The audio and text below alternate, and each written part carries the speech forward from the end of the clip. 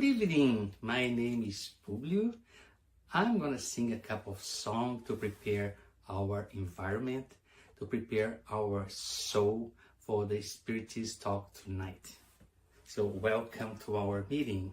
First of all, I'm gonna sing a song called Vibrate.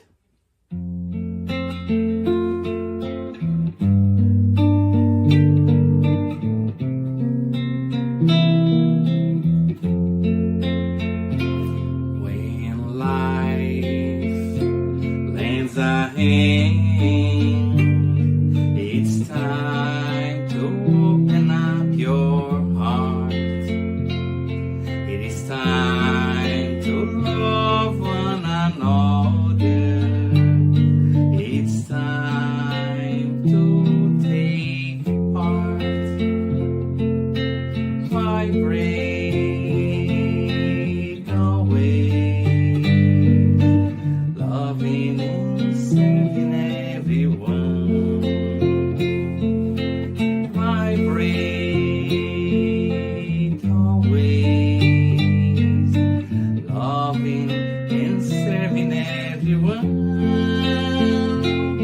When we give our heart in charity, our lives are transforming into songs.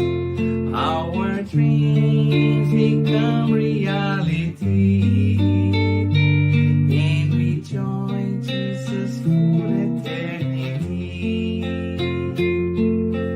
Vibrate always, loving and serving everyone.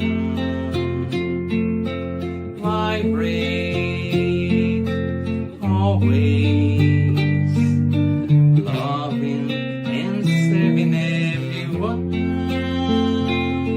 When we give our heart in charity, our lives are transforming into songs.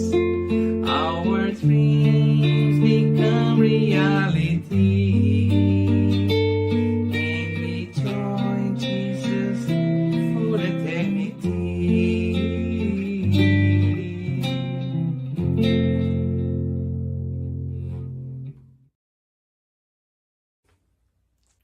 Now I'm gonna sing a song that really calmed me down.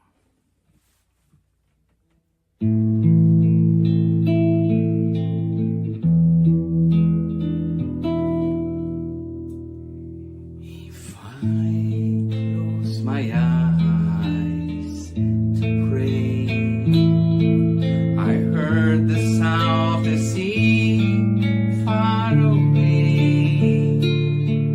If I close my eyes to pray,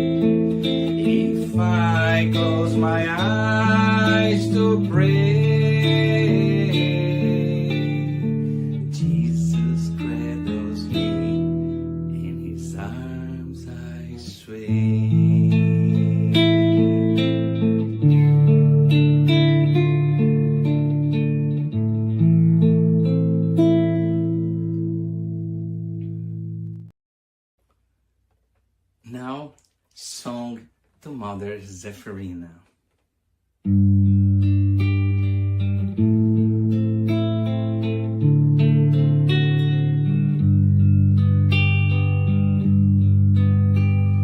Source of love that radiates, warm in our power, cold nights, support and comfort, support and comfort, cascades from down the mountain, calling the children of earth with love in their hearts, with love in their hearts. My soul never loses hope, because your love always teaches me the solution lies in hard work. The solution lies in hard work. Oh, my Mother Zephyrina, harvest of wonderful blessings, make your small son a good Christian, make your small son a good Christian.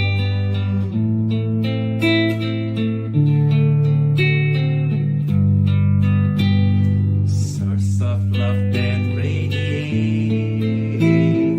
warm in our power, cold nights, support and comfort, support and comfort, cascades from down the mountain, calling the children of earth with love in their hearts, with love in their hearts. My soul never loses hope, because your love always teaches me the solution lies in hard work. The solution lies in hard work. Oh, my Mother Zephyrina, harvest of wonderful blessings, make your small son a good Christian, make your small son a good Christian.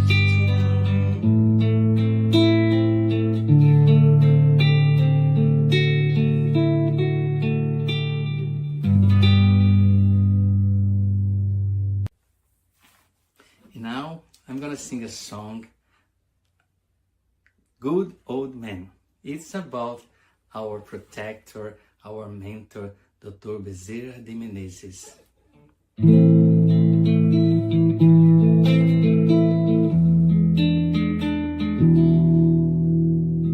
Blue crystal eyes, color of the sky, gray bushy beard, Santa's look alike. Shine on your brothers on earth, suffering, living joy, or in pain. Blue crystal eyes,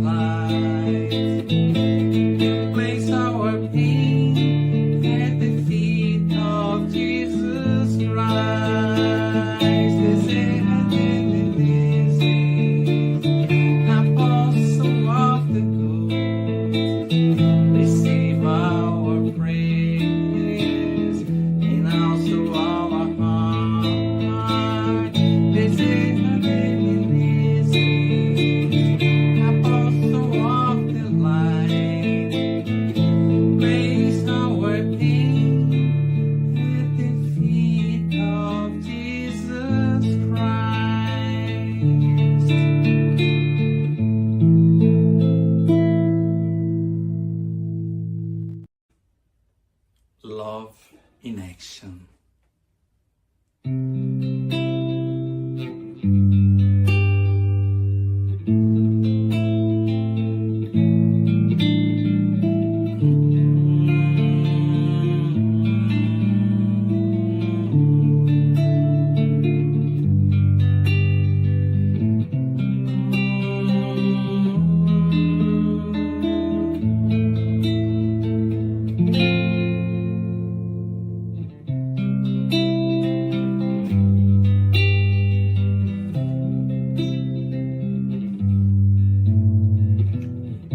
Jesus, here I am, my knees on the floor to say thank you, my Lord, for the lives that come through this door. Your love is the key to change the entire world. Using these chains wisely, we will live in peace and harmony. Now I understand, helping others is helping myself.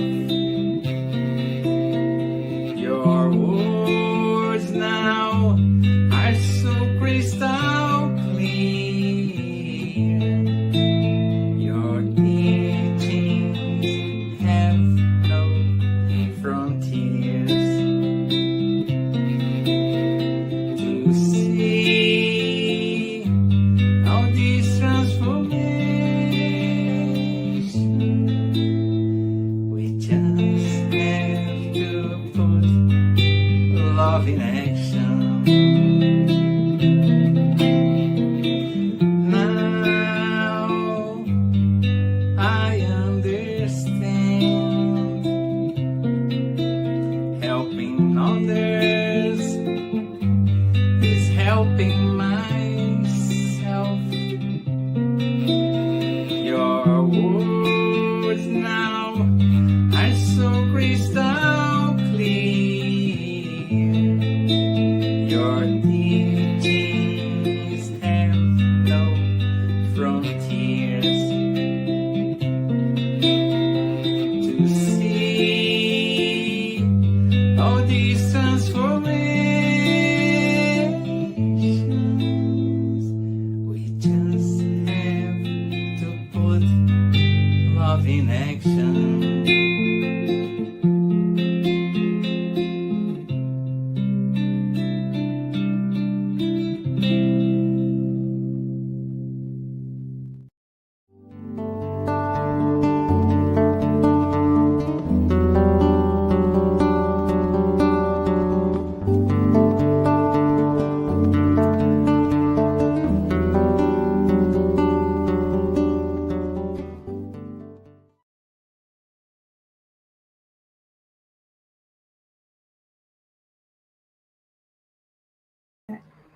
Hello, everyone.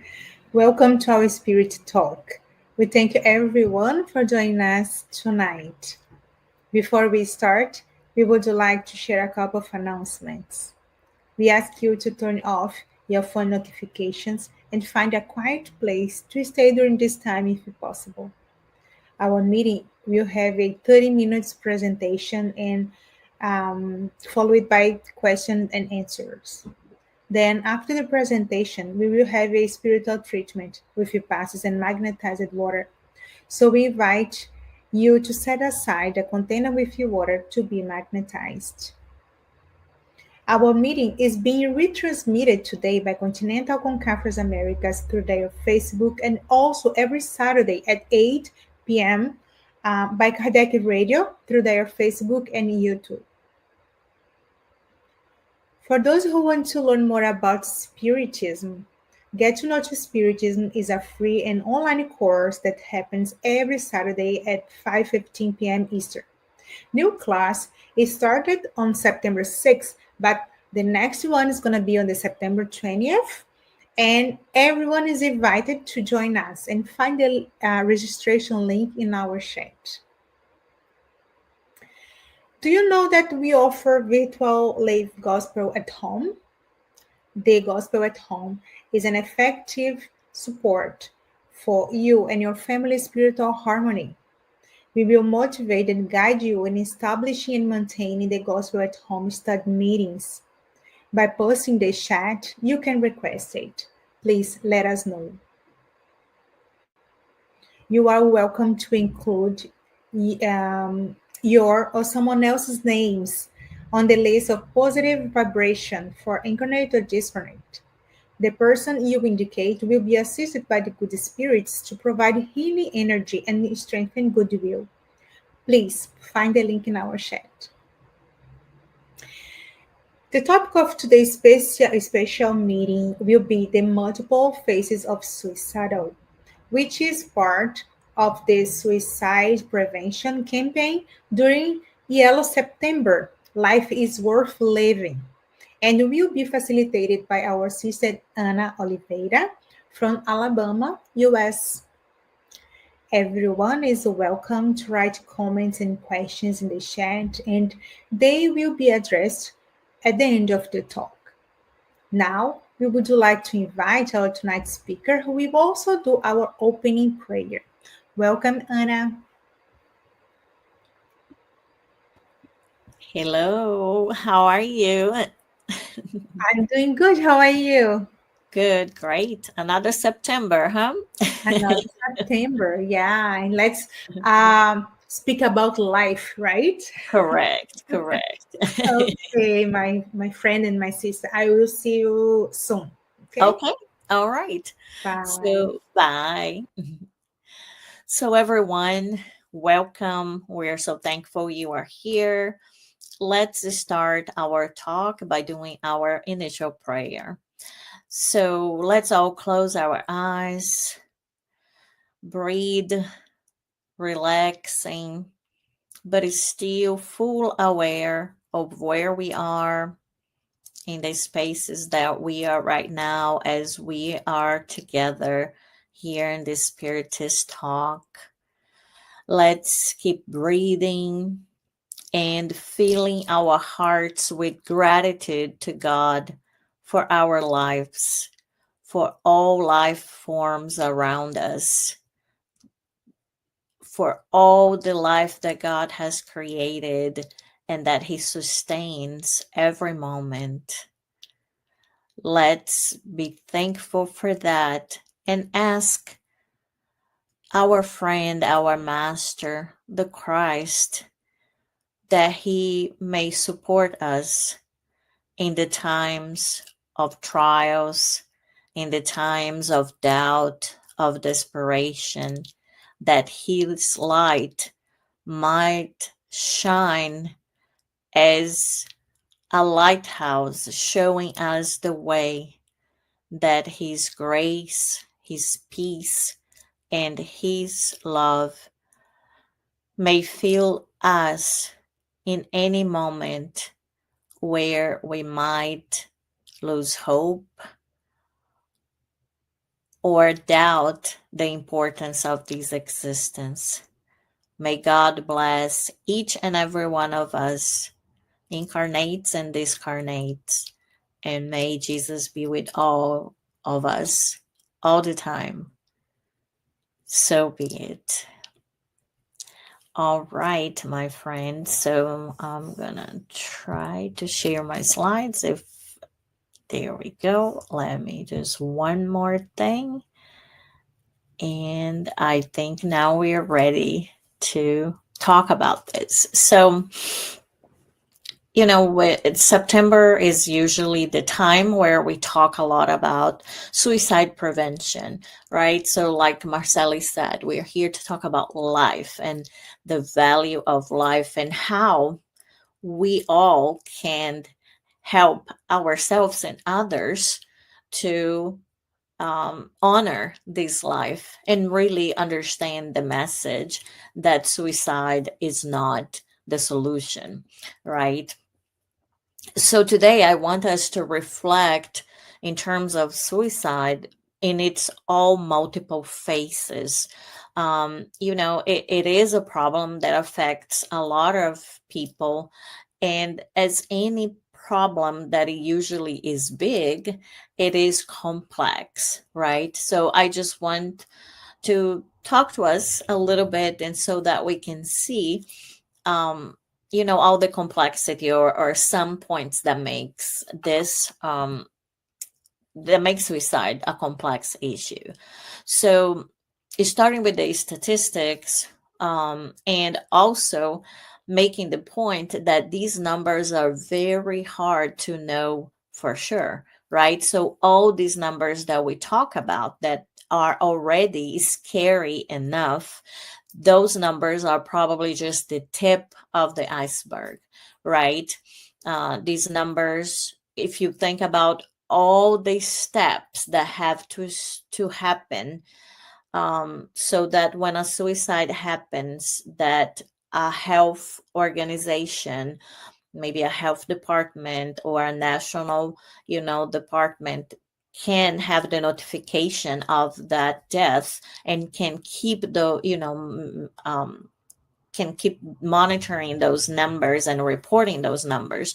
There are so many steps. So, things might be missed during those steps or not be validated during those steps. Another thing we also know is that sometimes there are other things that confound, if it is a death, even because of stigma, people might not want to report that as a suicide, right? So, but if we think about that this is just the tip of the iceberg, and we're going to talk about the multiple forms of suicide too. These statistics are just for the traditional, idea that we have of suicide.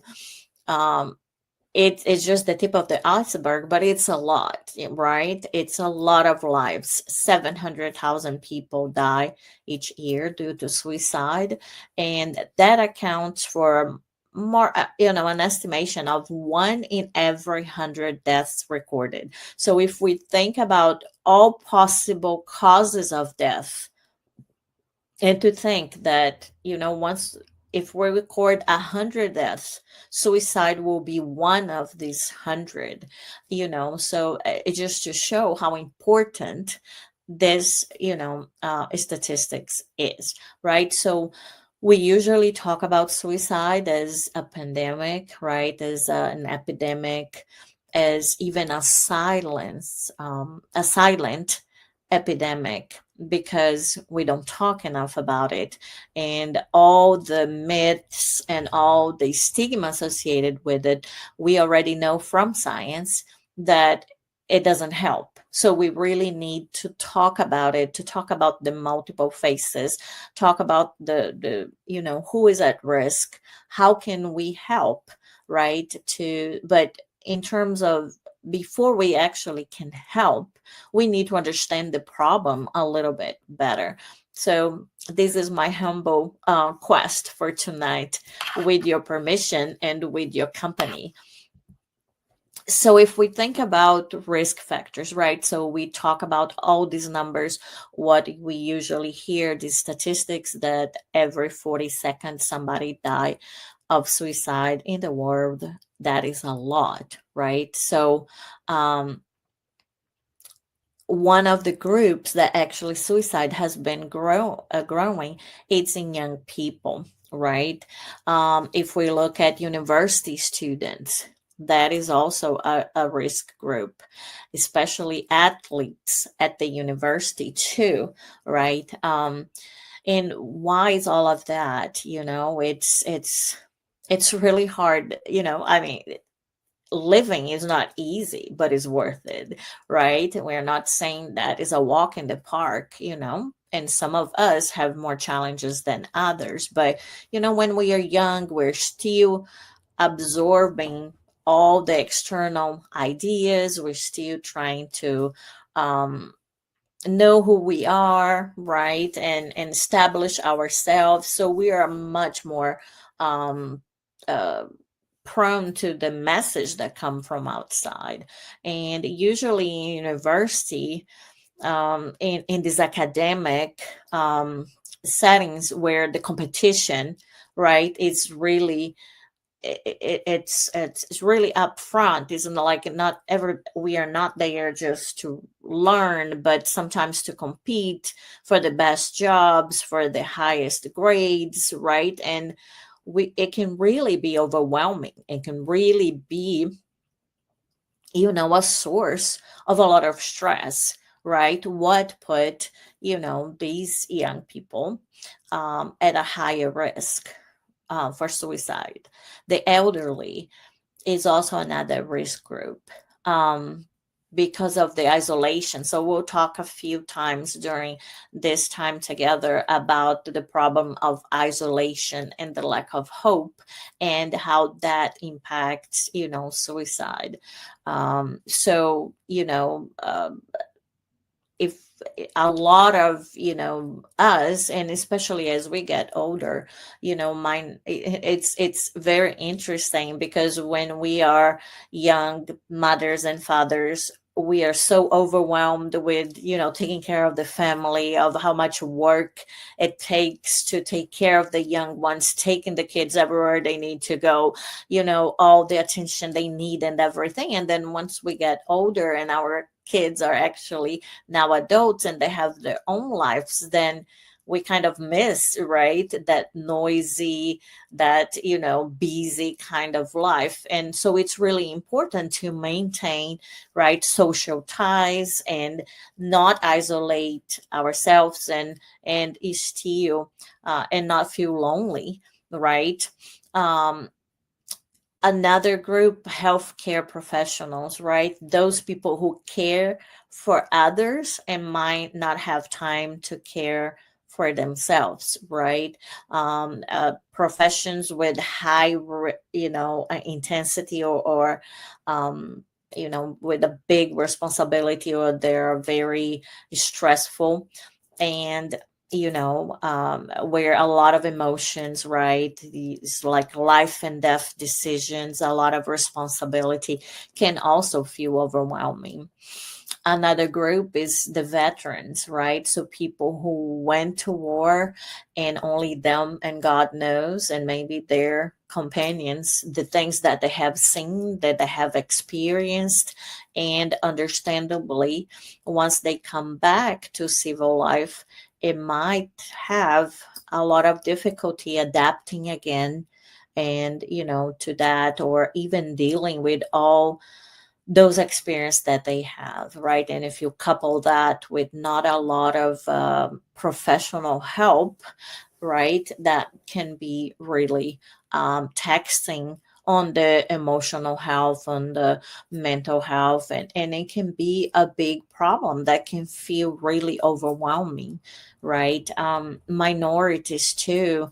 If we think about the pressure and the extra work that people have to do, there are minorities that are not well accepted, that suffer stigma, that they might suffer violence, like just sometimes just verbal prejudice, or physical violence too, and even institutional kind of violence, in the way that it might be it just takes so much to be able to accomplish tasks that maybe for other groups it might be a little bit easier to get a job, and a job that can pay for that a decent living, for your things that you have, that you need for taking care of your families. Sometimes it just feels like it's a lot. So we can also see how that can be can lead people, right, to really that feeling of hopelessness, of trying to give up, and just really exhaustion, right? But we also, these are like risk groups, but the same way that the elderly, we have people who die of suicide at older age, we also have children. So the way that we see healthcare professionals, but there are other people too, the way that we see veterans, but we also have civilians also, that die of suicide, sometimes minorities, but sometimes the no minorities too. So basically, all of us are at risk. So that's why it's important to take care of ourselves and to take care of each other, right? I think if you stop to think, any one of us can think of at least one person that we know that was famous, that was rich, and died of suicide, right? So from the outside, or for society, those people seemed happy, accomplished, successful, rich. They reached maybe the top of their professional, and they are famous. So, but it's still, they had internal conflicts, right? That even though they had all of that, they still, couldn't carry on, right? They really thought that, extinguishing their corporeal life was an option, right? They had so much pain that they really felt overwhelmed. So that's to see that, we even talk about some groups in terms of statistics, and we can even identify some of the things or the stressors that can make that group a risk group for suicide. But all of us, any one of us, can be, are at risk.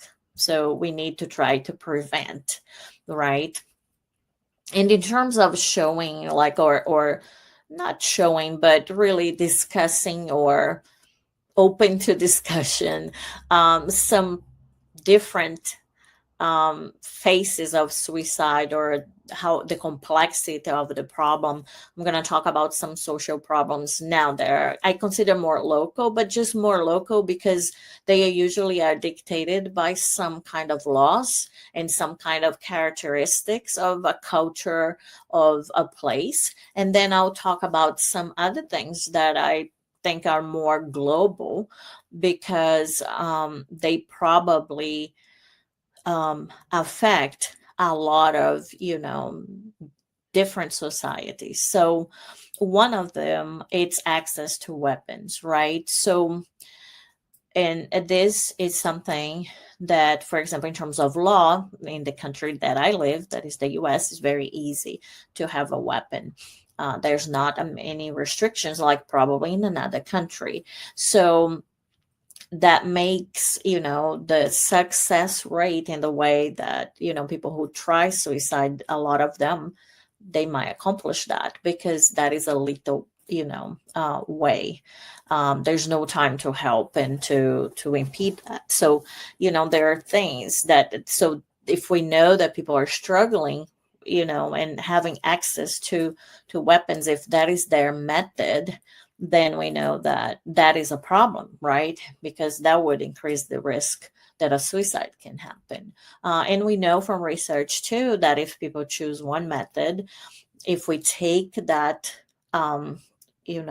method, if they don't have access to that method, whatever that method is, then they would not try another method, right? So that's why it's important, if you know how the person is thinking, what they are thinking about the method, if we can take that away from them just for at least from that time, right, until they can not be in crisis anymore, that helps, that saves lives. Access to mental health care, right? So if you're already overwhelmed but you don't have access to mental health, or there's a lot of stigma associated with that, there are a lot of fears and a lot of roadblocks to access, then it's going to be harder for you to get professional help to really alleviate some of these things that you are feeling, and to help you feel less overwhelmed, right?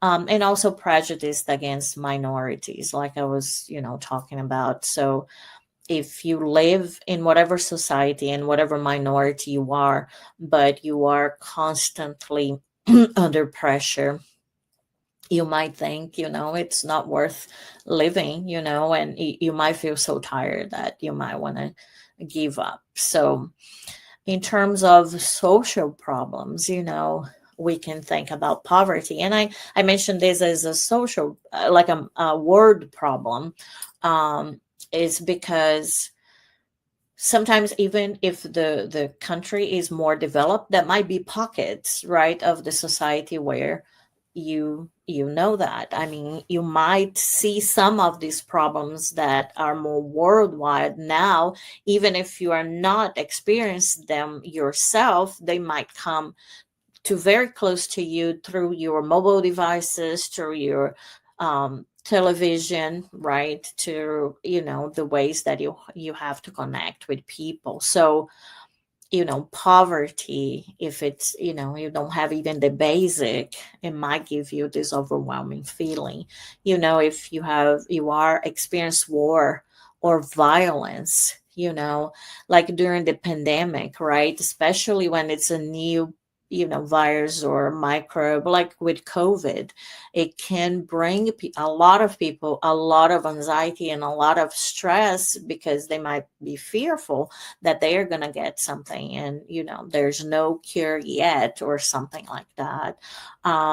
Abandonment, loneliness, right, or social isolation.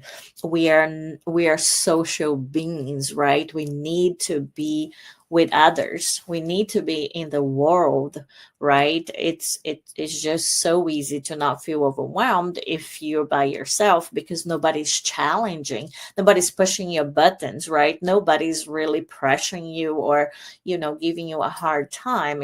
That's why in isolation is much easier to be patient and to not feel all the challenges of living society. But we know that we are social beings, we also need this connection, is healthy for us. And it can be, of course, unhealthy, but if it is non-violent or non-oppressing, then it's a good experience for us. Materialism, right? So if we live in a society where the outside is always telling you you have to have this kind of house, this kind of car, this kind of job, and it's getting harder and harder to get all of those things. But if the idea is that if you don't have those things, you failed, even when you don't need those things, you don't need that house, you need a house that it's safe, that is clean, that has, give you some comfort, but you don't need probably a house with 3 floors or something, right? But sometimes in very materialistic societies, the idea from the outside is that you have to have more, have, get. But we know as spiritists that what we need to do is to be. So we need to really be concentrating in who we are. That is the only thing that is going to carry on from this life to the next with us. It's who we are, the things that we do, our thoughts. But I don't know of anybody who could carry, their house or their cars or anything to the afterlife with them, and then we lose ourselves in this quest of things that we don't need, really, right? So in truth, we do not need, but we lose all of our best energies, our best times. We miss opportunity to connect with others, to really enjoy life, because we're seeking something that is not what we need. And we are associating our value in those things, and that's not where our value as spirits really lies, right? So we can see how if you're not reaching all of that, you feel this disconnect, and you might think, so what am I doing? You might feel like you're failing, and you just feel that it's just too much. And for right now, now in this section of our talk, I'm just going to give a few alerts. And the first one is the association of drug and alcohol use with suicide. Is not a good association, right? If you think that what is your cognitive function, right? Your ability to make choices if you are under the influence of drugs and alcohol, that capacity, that ability to make good choices is diminished, right? So you might make choices and do things that are lethal, that are fatal, and they are not the solution, like suicide. And this quote that I had of this president of the Brazilian Association of Psychiatrists at the time that this was published, talking about the consumption of alcohol and psychoactive substances during childhood and adolescence, that they are directly related to suicide cases among young people. But really, if you're already in crisis, if you're already suffering, you already have all that pain, trying to mask all of that with drugs and alcohol, it's going to make you not really have the cognitive function, the stability, right? To really make good choices. So that is an alert. Another alert that I wanted to talk, and really like the multiple phases, we having other forms of suicide. So besides the traditional suicide, I would like to mention a little bit about assisted suicide and indirect suicide. Maybe indirect suicide is something really that Spiritists talk about, but let's go one by one. So in terms of assisted suicide, where you have the help of a healthcare provider to assist you in ending your life. So it is legalized in some countries, although in places like, for example, in Europe, it's because of the close. The countries are so close geographically, right? That is easy. If you live here, it doesn't take much for you to travel to another country where it might be legal. Numbers have been growing. For example, in Canada, they really, I think it was last year when I showed some numbers. So if you want, you can probably see, that presentation from last year. But I just Google it and I could find those numbers. So we can see that the numbers have been growing. Once you legalize, then more people actually start to looking for it. And sometimes can be authorized even before the person has symptoms, just in the case of a disease that is considered terminal and that we don't have any treatments for it. But as a spiritist, we know that's why we value life so much, because we know that every moment that we have on this earth, on this birth, is so important, right?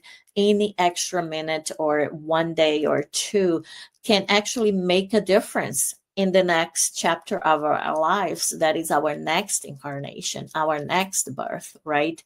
Our life is it's kind of a book, and each birth or incarnation is like a chapter. And we know that usually, the preface, or what it's actually telling us, what is going to happen in the next chapter, has some link with what happened at the end of that, chapter, the previous chapter. So that's why any moment more can make us see things different, feel things different, and change our behaviors. So that has implication for the next chapter.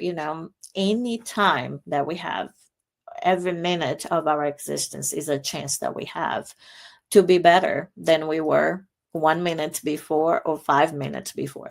Not better than our husband or wife or our partners or our neighbors or our, classmates. No, better than we were, a few minutes before. So we need to see what idea we're giving, for people as a society, as we approve, this legislation, right? And as a spiritist, also, what is the idea? What is the consequences also in the spiritual life? And then if we think about indirect suicide, that's why any of us are at risk, because indirect suicide has to do with those self-destructive behaviors that are not lethal. The things that we do to ourselves that we know are not good, and they are probably diminishing our health and our time on this earth, right? They are taking probably some time of our lives, but we do it anyway, right? So that's what Spiritism calls indirect suicide, right? So if I eat too much, if I don't exercise, or even if I eat things that I know that I have a health condition that I'm not supposed to do, if you abuse, drugs and alcohol, if you you don't sleep enough, it's any things that we do or that we omit doing. I know I probably should be going to the doctor. I have health insurance. We are not saying that you are not doing because you don't have the means to. You have the means to. You know a little bit about nutrition. You have read maybe some books, or somebody told you, or you have access to the information, but you just elect to not do, eat well, not to sleep well, and then you have some excesses and some other things you omit to take care of yourself. And that it's something that is very well described in this book, Our Home, from the Spirit under Lewis. It's the first book on the collections of book of life in the spiritual life from, the Spirit under Lewis. And actually he discarnate from consequences of, having a sexual life that was not very healthy, having sex with many women outside his marriage, and drinking a lot, even though he was a doctor, he was a clinician, and then when he got in the spiritual world, the other spirits there were calling him suicide, and he was like, no, not me. I went to the doctor and I had surgery. And then later, when he was rescued, then they explained to him that all those things that he did to his body, right, willingly, there were all that self-destructive behavior. Actually, it's what, made his organs so weak, and that he ended up having to have surgery. But even the surgery, he couldn't, get better with that. And then, his body was so weak that he discarnates. So that's what we call like an indirect, it's due to our self-destructive behaviors. And who from us never abused, maybe alcohol or even food, right? Or savory foods and things like that, or, did not take care of ourselves, the way we should. So to think about the complexity and the multiple forms and the multiple phases of suicide, we can think, if we add the numbers of traditional suicide plus assisted suicide plus indirect suicide, we can see how all of this, it is much, bigger problem. And this other alert is really wanting to make sure first, the topic is about mediumship and mental health. And just to be real clear, mediumship is not a mental disorder, right? But a natural faculty. I like to think, maybe in the wrong way, but that's an image or an idea that helps me to understand mediumship. It's almost like it's a natural faculty, because it's almost like related to the anatomy of your perispirit, and that covers your spirit, right? So you have that type of anatomy that it's better, that is more conducive for you to be in connection with the spiritual world, right? So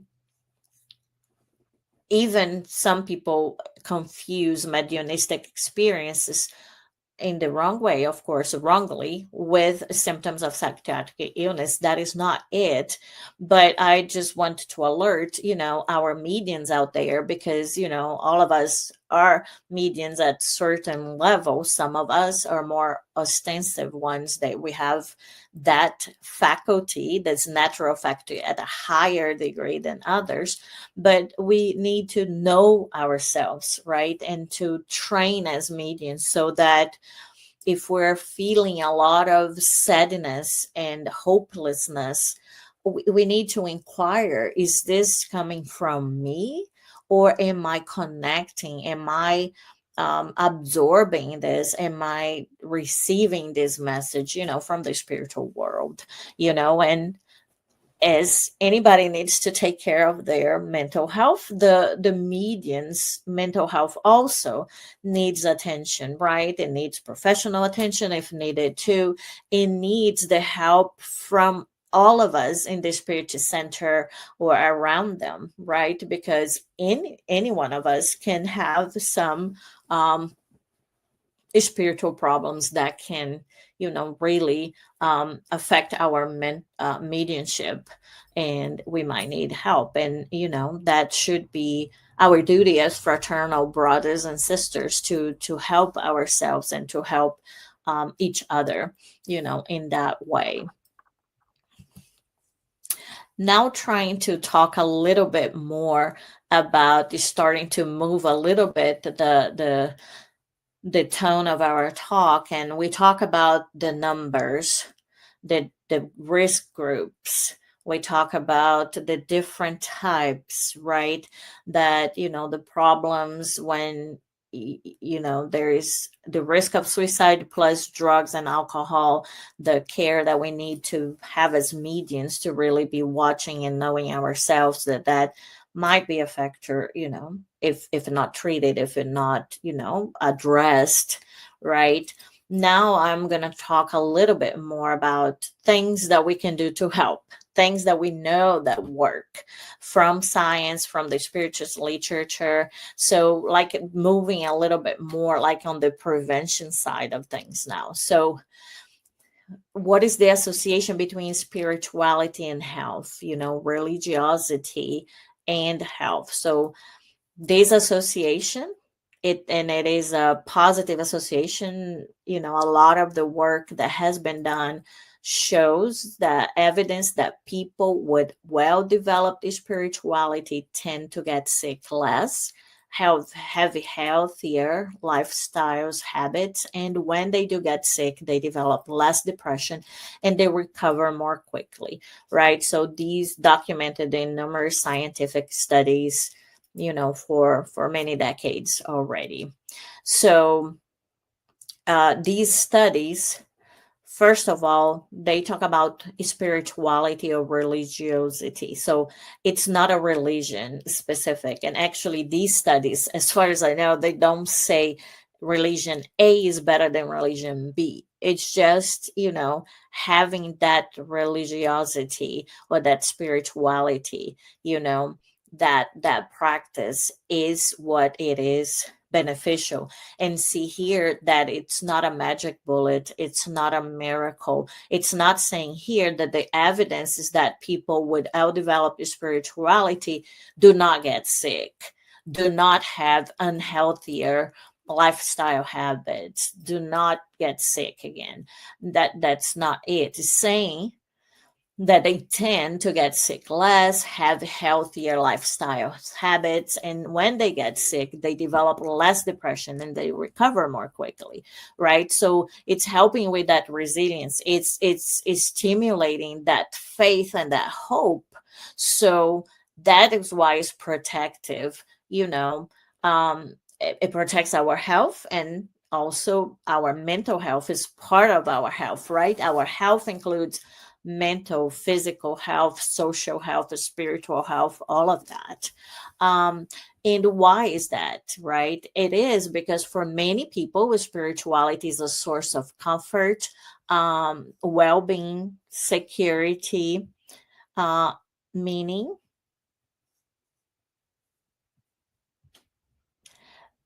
ideal, and strength, right?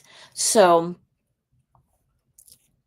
that is when there is a positive association with spirituality. But do have people that have negative, experiences with spirituality and religions? Yes. And that's why I wanted to talk a little bit about the differences in in different religions or spiritual practices about suicide. So one of the questions that sometimes people always ask is, because there are some religions where dying by suicide, it's considered really like a sin, and something that people don't talk about, and that way they don't pray for those people anymore. But if the question is, can we pray for someone who has died by suicide? And the answer, yes, yes, yes, we can. We should pray for them, right? And I got this quote from this book, Reformer, where it says, all suicides without exemption regret the mistake made and are in agreement in the information that only prayer relieves the sufferings in which they find themselves and which seemed eternal to them. In another book, the Memoirs of Suicide, actually we see that in the colony, in the spiritual colony, the spirits who die of suicide by suicide, they actually, in the recovery process, they receive those prayers and they have a positive impact for them. So that's what Spiritism believes. Do we have a spiritual assistance to spirits who die by suicide, right? So in our case of the Spiritists, we know suicide is not a solution, but there's nothing that we can do. We know that the mercy of God, it is forever and it is abundant and has no bounds. So it doesn't matter what we do to ourselves, to others, what people tell us that they think we are, whatever our mind mistakenly says that we are unworth it, or it doesn't matter. No, none of those things can separate us from the love and from the mercy of God, right? So of course, there are resources, there is rescue, there is opportunity to restart, to start over, to get better, to get that relief from that pain, and to try again, right? And if we can have an idea of what kind of spiritual assistance it is reserved for a spirit who died by suicide, well, we just need to think about Mother Mary, right? So in this quote, it says that Sweet Mother of Jesus is the sublime spirit who takes mercy on suicides and extends her hand to them, helping the sick spirits who have voluntarily left the earth. So if we can think of a more maternal assistance or more loving and peaceful assistance, I don't know that you can think of somebody better than the mother of Jesus herself. And she's the one who organizes this spiritual assistance in the spiritual world for a specific this group. So I'm sure it is full of love and everything. So, we mistakes everybody makes, but we need to keep in mind that the mercy of God, and God does not forsake anybody, and Jesus does not either, right? So there is assistance. In these Memoirs of a Suicide is a book by Ivone Pereira, and actually it is in English already. And this Camilo is one of the spirits who died of suicide, and he narrates the service of this group that is called the Legion of the Servants of Mary. So he describes them as soldiers wearing white robes, resembling Hindus who arrive on a train and they begin to call the names of those who could be rescued.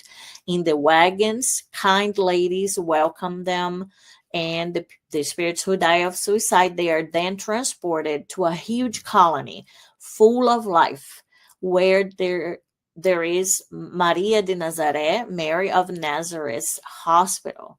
And there, the employees take the spirits who die from suicide to the specific care that they need. And the book goes on to narrate the entire process of suicide recovery.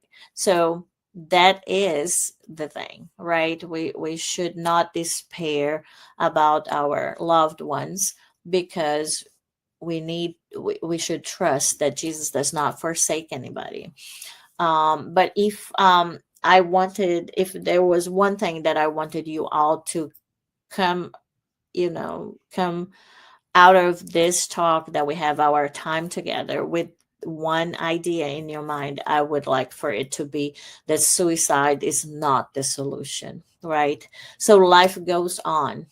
We are immortal spirits, right? So then death is nothing but an illusion. The death of the physical body does not extinguish the spirit, because we're immortal spirits. So the spirit life itself goes on, right? And most of our brothers and sisters who die of suicide, they really did not want to die. They just wanted the pain to go away. But that's why suicide is not the solution, because if they want to extinguish themselves, thinking that way that the pain would go away, well, we are immortal spirits, life goes on. And if they wanted the pain to go away, then the pain might not go away, right? You still wake up in the spiritual realm as you were here, right? There's no just sudden transformation from, earth to the spiritual life. All our characteristics is still with us, the good ones, the bad, and the ugly ones. All that we still are there in the spiritual realm. So it is not the solution, right? So that's why we need to talk about that, and we need to help each other and make sure that we can prevent, because it is preventable. But again, like, Jesus himself, and it's not like me, I am saying that Jesus is not going to forsake anybody, but he said himself in the gospel that of the sheep that my Father entrusted to me, not one will be lost, right? So he's our shepherd, right? That one that is always watchful and that can go for that one stray little sheep, while he has 99. He can take care of those 99 and still have special attention for that one, right? So if we start talking about prevention, how can we prevent that? And that is, probably the few slides that I have more, but I really want us to end this with knowing the problem, the multiple faces of it, but also how can we help?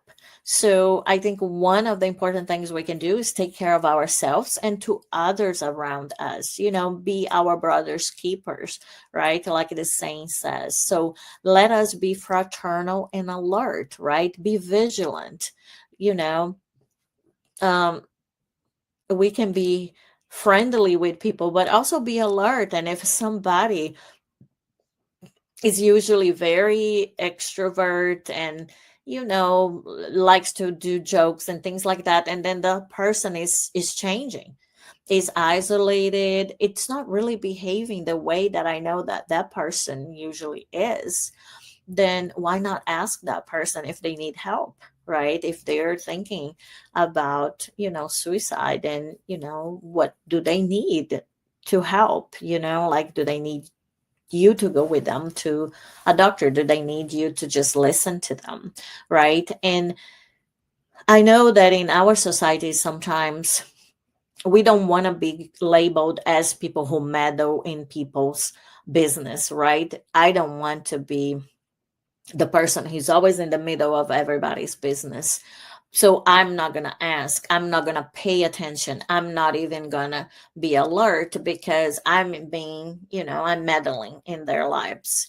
But how much is really trying to not meddle from not caring, right? We cannot go to from one extreme to the other. So, we really need to, and I would personally, and everybody needs to make those decisions for themselves, but I would rather lose a friend because they were upset with me because they had a different behavior, and in my mind, in my gut, my intuitions really said that there's something that is not right with them, and I didn't check with them, I didn't ask them, and then they got upset. I would prefer that situation, to lose a friend that way, than that if they die of suicide. But I had that one opportunity to be really the resource, for God's mercy, right? I could be co-creator with God for an opportunity of relief for that person. And I actually was thinking so many other things that I lost my opportunity, right?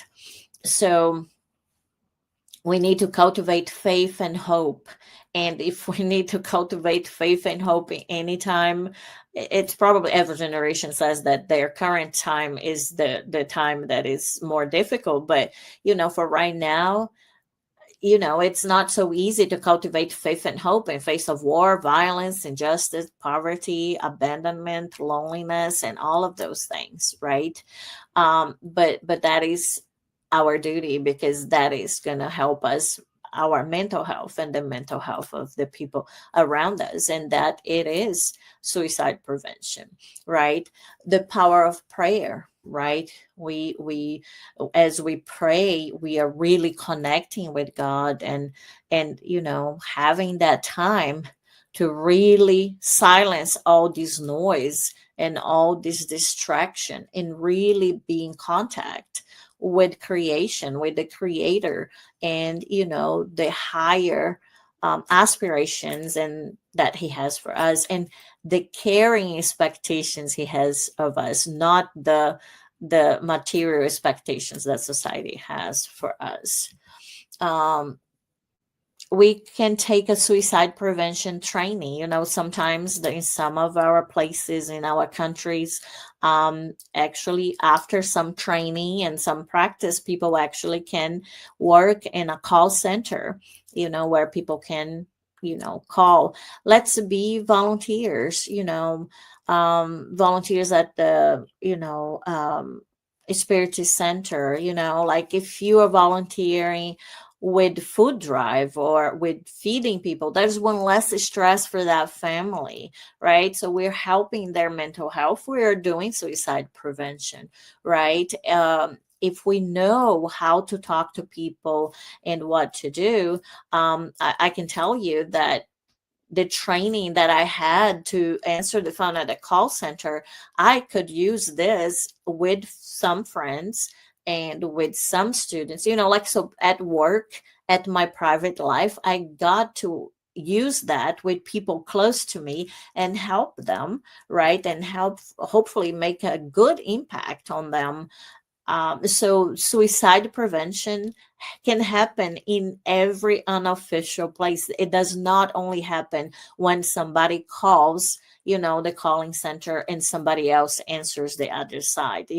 Sometimes you might be sitting waiting for the bus, or you might be talking about something else, and this talk might come on. So if you have the training, right, you'll be able to help. Offer social support, right? That is so important. Remember, this is our moral charity that we can practice. We might not be able to feed the whole family, but we can check on some of our family members. We have some time, right? Or to call someone that we know, a neighbor that is very isolated. So it's if you are able to, right, to do some of those things, that doesn't take any money necessarily, but takes of your heart, right, and your time.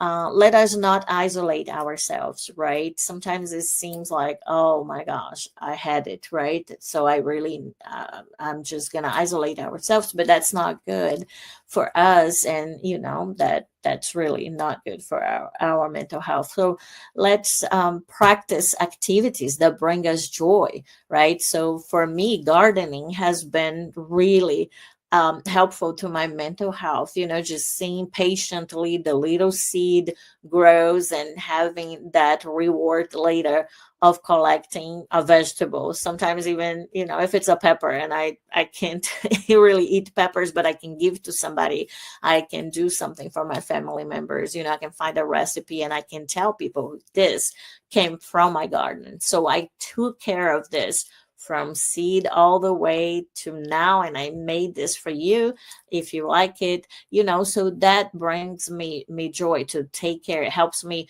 It's a little bit of physical activity too, but for others might be reading and being in a book club. It can be, dancing, singing, it can be, I don't know, hiking, running, anything that is helpful, like crocheting, or and especially for the young people out there, sometimes you trying so hard to fit in, and I think it's just you didn't find your social group yet, right? So you didn't find your group yet, but your group, your tribe, they are out there. We just need to find it, so try to go to places where people are more open, right? And then start building your social groups from there. But there will be a group somewhere, right, that has the same interests as you and that you can feel connected, right? Let's take care of our mental health, and that is really key. Sometimes we really need to we watch what we eat, but we do not watch what we're feeding our mind, right? What kind of videos am I watching, on my WhatsApp? What kind of messages I'm sharing? What kind of news I'm listening to on repeat? Because in most of these traditional channels is like, if you just watch every 3 hours is the same news, repeating it almost gives you the idea that that's the only thing that is happening in the whole world, or that thing is happening again and again and again, when it's not, so if that is too toxic for you, take a little break, try to find a better way to be informed and to know what's going on. But really help preserve all these information, these images, and these ideas that we're feeding our mind. And just as a little plug, and because we're talking about volunteering, helping, being proactive in the suicide prevention activities, our group has developed this site, suicidenever.com. And if you go there, it's not meant for people who are in crisis, because it's not a call center, but in the first click you do on the top, and it has many languages too, there is a little message for people if they are, thinking of suicide, and has a passes, but also has the numbers, in different countries that people can call, and we really encourage people to seek help. So this is not really for people in crisis, but we thought that if people are searching, maybe they will come to this, and we didn't want them to leave empty-handed. But this is more for volunteers, for anybody who wants to help with the suicide prevention campaign. And one of the things that I really like in this site, from some activities that I think is very simple and very effective, is that we have some comforting messages in many different languages that we can share with our friends in our social media. We never know who is going to be, accessing that. I have no idea to know how many people are going to be listening to this, and my hope is that they will be comforted, but I can't control that. What I can control is being here and giving the best that I can, and putting in helping, with the help of my friends, putting this out there, right? So, but who is going to access, I don't have control. But if we populate the social media with, more positive things, with more hopeful, right, then we can impact people, in a positive way. So, if you have some time and some interest, just check that website. And this is my last slide. So remember, suicide is not the solution. It is a complex issue. It has many faces, and it takes all of us to prevent it, but it is preventable, even though it has so many huge numbers now. But the key will be to take care of our mind, our body, and spirit.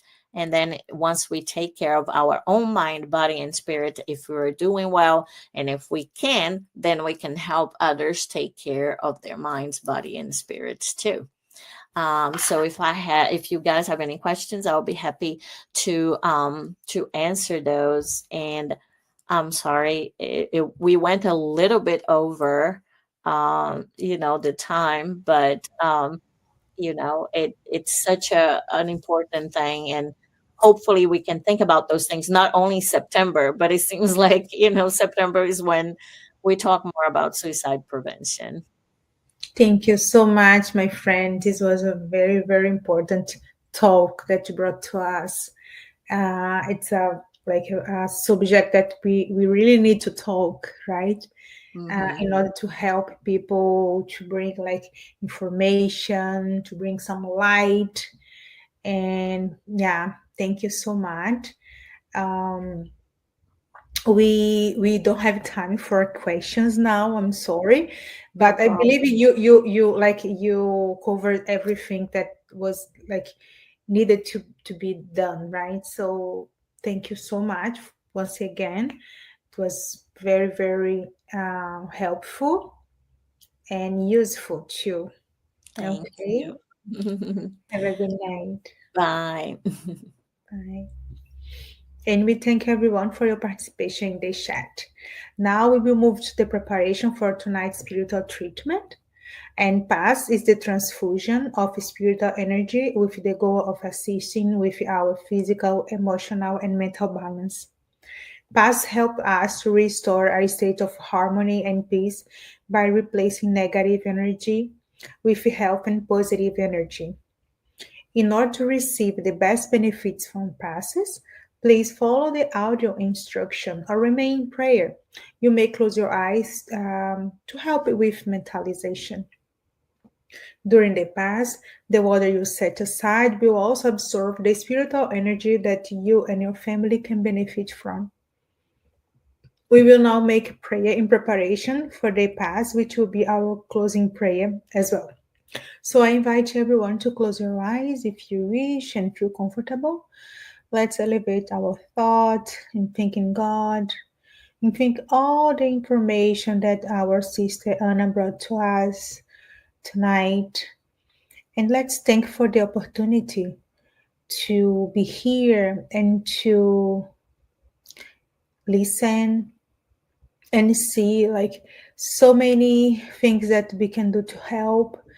And may God and the good spirits help all of us to fight for the life, to always think that we need to have a faith in God, that everything happens for a reason and life is worth living. So let's ask the good spirits the protection, especially for those people who are suffering and who are with the suicidal thoughts. May all of them can be reached and they can be comforted. to change their minds, making they cannot give up of the life, and they can realize that God is good, God is just, and He loves us no matter what. Thank you, God, for everything you have done to us. We ask you and the Good Spirit to protect every one of us, our family and friends, and everyone in this planet. May we can finish this treatment, this spiritual care, much better than when we started. We ask you to bless our week, our house, our neighbors, and all the people who are struggling in this moment. Once again, we thank you for everything, and we ask you to be with us today and always. So be it. Let's get ready for the pass and water fluidification. Please get a container with clean water to be fluidified. Brothers and sisters, it does not matter where you are, what type of hardships you are going through. Jesus is always ready to come and help us. Place yourself in a comfortable position which can make it easy for you to reach concentration and receptiveness. Breathe slowly and easily. Breathe in, breathe out. Breathe in, breathe out. Fill up your lungs with air and let it out very slowly. Let tranquility and peace energies penetrate your lungs and move throughout your body. Your soul in harmony with your body feels easy and in peace. Let's imagine Jesus' passage. A clear day, the sun's golden rays illuminate the happy passage in Capernaum. A lot of white houses, multicolored vines, and hopping birds fill the landscape with optimism. The news about cures attracted the crowd in need. Suddenly, Jesus appears slim and handsome. His tunic was hanging down to his feet. At sunset, all those with sick people hit by several illnesses would bring them, and as he placed his hands over each one, he would heal them. This is what Luke the evangelist says. Let's imagine Jesus approaching you. He holds his friendly hands over our head. Notice that from his generous hands, a waterfall with clear and pure water originated from his love come to bathe you. It flows on your head, goes down your shoulders, bathe all your being, and brings you peace, serenity, and balance. They remove all impurities and pacify you. Feel the water bathing you, cleaning. Breathe. Now, imagine Jesus as a sun before you. His light, his warmth surrounds you. Feel the healing energy that comes from Jesus towards you. He hears your prayers. Trust him. His love is endless and it follows you and protects you. It provides you with everything you need. Have faith. Absorb the healing energy from Jesus. His light surrounds you. Feel the energy going through all your body. Feel stronger and in peace. Lord Jesus, our divine friend, reach out your generous hands, Lord, and change this water into medicine for our physical and spiritual illnesses. Protect us, Jesus, with your peace. Spread those vibrations of love throughout my home, Lord. May peace, health, and tranquility reign here. We are very grateful to you, Jesus. Stay with us today and forever. Thank God. Please remember to use the fluidified water.